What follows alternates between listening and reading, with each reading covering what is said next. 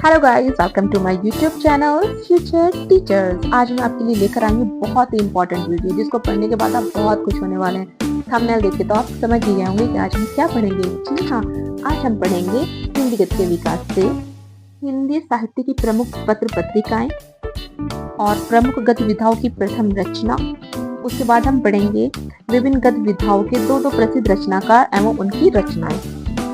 प्यारे साथियों, ये जो टॉपिक मैं आपके लिए लेकर आई हूँ ना, ये आपकी परीक्षाओं की दृष्टि से बहुत ही महत्वपूर्ण टॉपिक है। इससे क्वेश्चन हमेशा बनते ही बनते हैं, इसलिए मैंने सोचा क्यों ना सबसे पहले आपके लिए यही लेके जाए जो आता ही है एग्जाम में।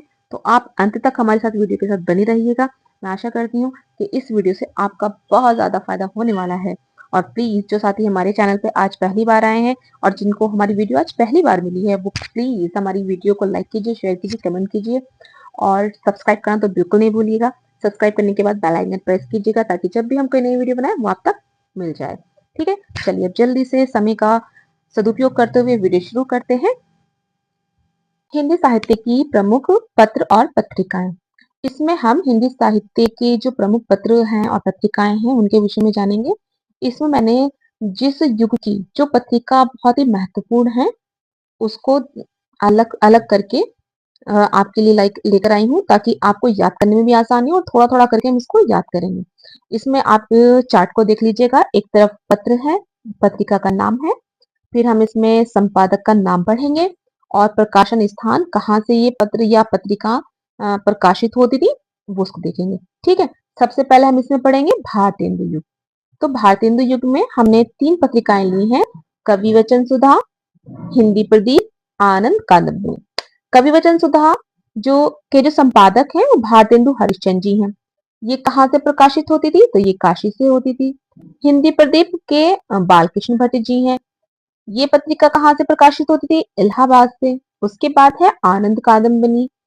इसके संपादक का नाम है बद्री नारायण चौधरी प्रेमधन। ठीक है, और ये मिर्जापुर से प्रकाशित होती थी। उसके बाद आता है द्विवेदी युग। द्विवेदी युग की सबसे महत्वपूर्ण, सबसे प्रचलित और बहुत ही प्रसिद्ध पत्रिका रही है सरस्वती पत्रिका। ये परीक्षाओं में बहुत बार पूछी गई है। सरस्वती, कभी सरस्वती के संपादक का नाम करके पूछी गई है, कभी इस तरह से पूछी गई है सरस्वती पत्रिका कहाँ से प्रकाशित होती है। एक बार प्रश्न बना था सरस्वती पत्रिका के संपादक का नाम बताइए।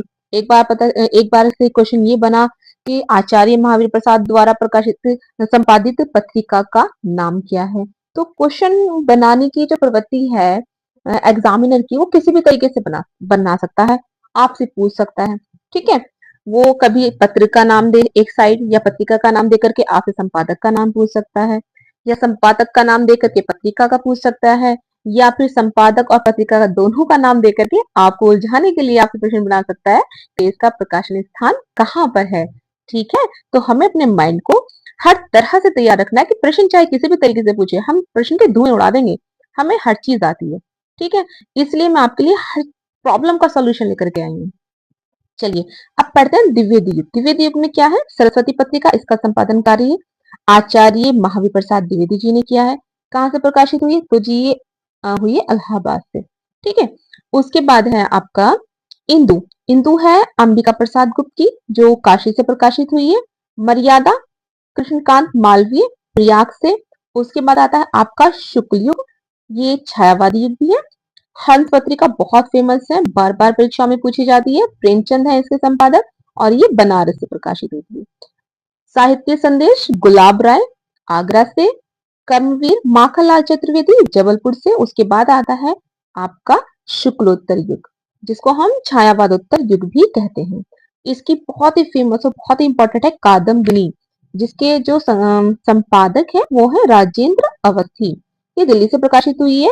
धर्मयुग धर्मवीर भारती और गणेश मंत्री बम्बई, या जिसको हम मुंबई बोलते हैं।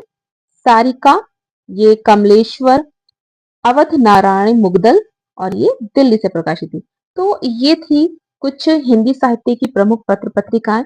ये आपके कक्षा 9 से लेकर के ना 12 तक, या फिर आपके विभिन्न प्रतियोगिता वाली जो परीक्षाएं होती है उनमें सभी में इस तरह के प्रश्न आते ही आते हैं। तो ये सभी के लिए बहुत इंपॉर्टेंट है।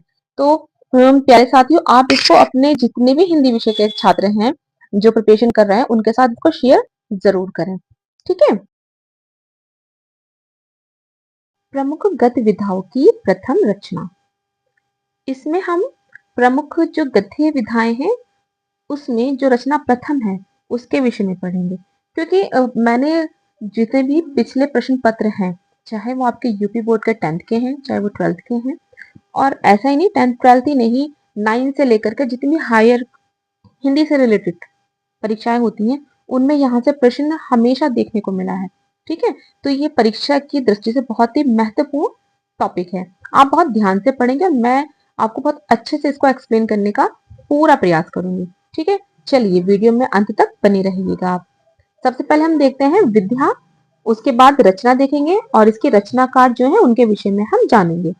तो सबसे पहले आपका खड़ी बोली हिंदी की प्रथम रचना, ये 9th में और 10th में 12th में 10th और 12th में बार बार पूछा गया प्रश्न है कि खड़ी बोली हिंदी की प्रथम रचना कौन सी है। तो गोरा बादल की कथा है और इसके रचनाकार हैं जटमल। हिंदी का प्रथम नाटक नहुष है और इसके रचनाकार हैं गोपाल चंद गिरिधर दास। ये प्रश्न भी बहुत बार पूछा गया है। नहुष हो गया आपका, और आपका परीक्षा गुरु हो गया, इंदुमती, ये तो बार बार रिपीटेड क्वेश्चन है, इनको तो आप रट डालिएगा। ठीक है, आंख बंद करके रट डालिए, इनको ये क्वेश्चन आते ही आते हैं। हिंदी का प्रथम उपन्यास परीक्षा गुरु हो गया, लाला श्रीनिवास दास का है। हिंदी की प्रथम कहानी हो गई आपकी इंदुमती, जो कि किशोरीलाल गोस्वामी जी की है। हिंदी का प्रथम यात्रा व्रत सरयू पार की यात्रा है, भारतेंदु हरिश्चंद्र का है ये। ठीक है, अब देखिए आपको पता होना चाहिए कि कौन सा किस विधा का है। ठीक है, कभी कभी प्रश्न जो है इस तरह से भी बनता है। मान लीजिए आप क्वेश्चन बनता है परीक्षा गुरु निम्नलिखित में से किस विधा की रचना है, तो उसमें आपको दे दिया जाएगा उपन्यास, निबंध, कहानी, नाटक। अब आपको पता होगा तो परीक्षा गुरु आप आराम से लगा देंगे, क्या है, उपन्यास है। आपसे पूछा जाए इंदुमती क्या है, नाटक है, कहानी है, निबंध है या संस्मरण है, आपको पता है इंदुमती कहानी, हमने पढ़ा है, कहानी पर आप एकदम टिक लगा देंगे। कभी कभी पूछ लिया जाता है हिंदी की प्रथम कहानी कौन सी है, इंदुमती है, या फिर इस तरह से प्रश्न बन जाता है लाला श्रीनिवास दास कृत उपन्यास निम्नलिखित में से कौन सा है, तो परीक्षा गुरु है। आगे बात समझ में। आई होप प्रश्न जिस प्रकार से भी, जितने भी तरीके से बनेगा, मैंने आपको बताने का पूरा प्रयास किया है, इससे अलग आपको कुछ नहीं मिलने वाला है। ठीक है, अब देखते हैं विभिन्न गद्य विधाओं के दो दो प्रसिद्ध रचनाकार एवं उनकी रचना, है ना।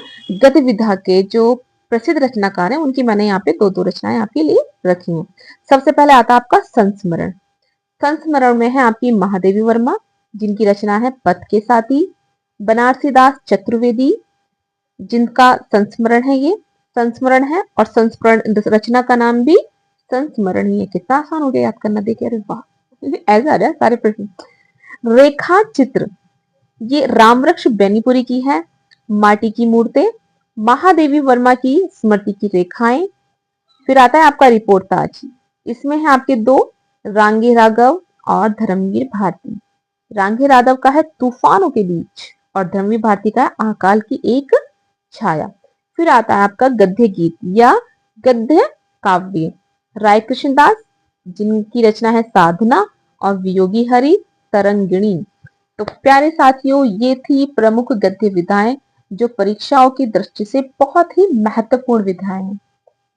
मैं आशा करती हूँ कि ये आपको बहुत अच्छे से समझ आ गई होगी और इसकी वैल्यू भी आपको समझ में आ गई, कितनी इंपॉर्टेंट वीडियो है ये, और ये टॉपिक हमारा कितना इंपॉर्टेंट है। तो इसको आप बहुत अच्छे से रट डालिएगा, कुछ भी रटना तो खैर नहीं चाहिए, हाँ मैं गलत बोल रही हूँ, रटना नहीं है, पढ़ना है, आपको समझना है।